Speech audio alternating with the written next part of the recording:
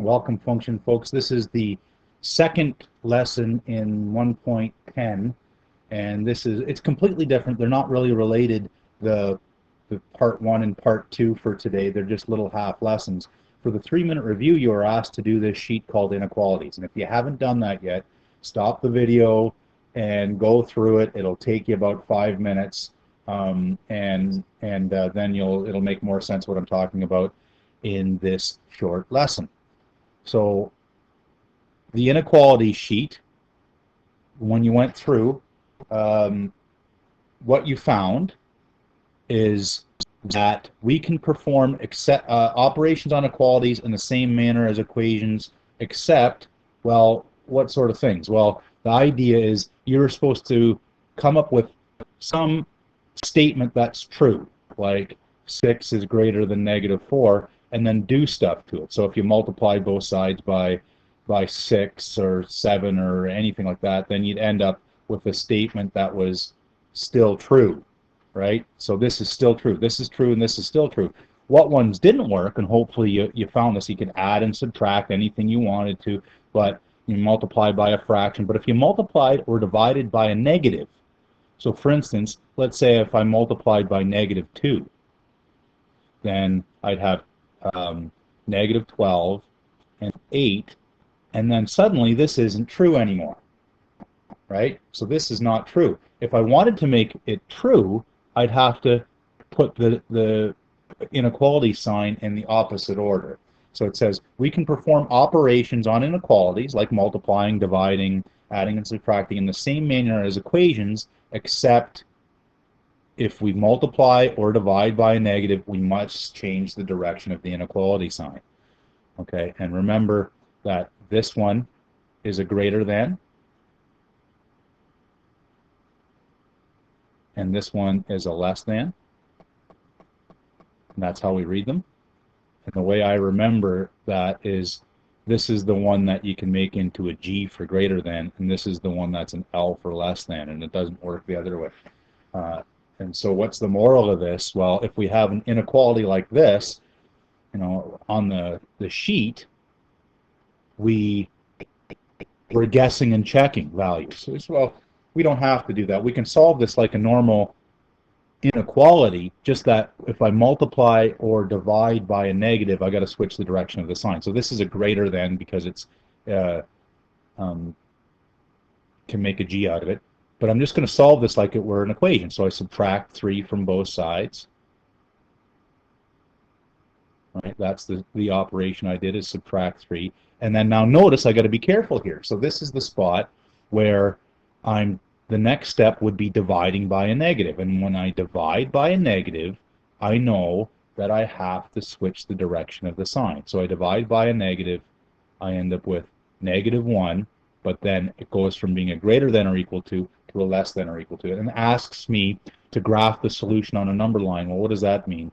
Well, what values of x, it's almost like the x-axis, make this true? And there's my number line. How am I going to do this? Well, here's my -1, 0's here and 1 here, -2 on the left of it. Less than or equal to 1, well, equal to, I'd put a big fat dot there, and all the ones that are also less than that are all the values on this side. So anything I'm shaded in should make this thing true. So for instance, -3 is over here, and I could check and see this. If I put in -3 in here for x, is that a solution? Left side and right side. 3 minus 4 times -3 is, what is that? That's 3 plus 12 is 15. The right side is just 7. Is the left side greater than or equal to the right side? Yes. So that's a solution to my equation. Okay, and then this is a picture of it. There's the solution algebraically, and there's a picture of the solution set.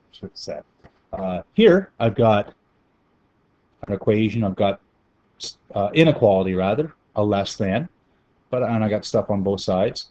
And how do I solve it? I solve it like an equation. How would I solve this like an equation? Well, I'd have all the x's on one side and all the number parts on the other side. And it doesn't matter which way that I do this. Notice that if I'm used to having the x's on the left side, I'd subtract 6x. Do I have to change the sign for that? No, because I didn't multiply or divide, so I'm going to subtract 6x from both sides. And the 8 and the less than and the 12 are all hanging around. Probably a lot of you could do this in one step. The next step would be to get rid of the 8, which is subtract 8. Do I need to change the direction of the sign? No, because adding and subtracting are fine. Subtract 8 from both sides, I get 4. And now I've got to be careful. I've got to be careful because now I'm dividing by -10. That's the next step. If I were to isolate the x, I'm dividing by -10. And as soon as I see multiplying or dividing by a negative, I know I got to switch the direction of the sign. And then I get 4 over -10, or x is greater than -2/5. And on a number line, what would that look like? Well, where's my 2/5? -2/5 is there, and I want everything greater than that. Notice not equal to. So how do I show that I don't want to include the point -2/5? I put a circle around it, and then everything that's greater. Okay? And that's good enough that for a picture. If I wanted to put in some other values, I could, like 0's over here, and -1 might be over here, and 1 over there. I could put more in there, but I don't need to if I don't want to. Dandy. Let's keep going. Now this one's a weird one because it's a two-parter. Notice I want values that make this whole thing true at the same time.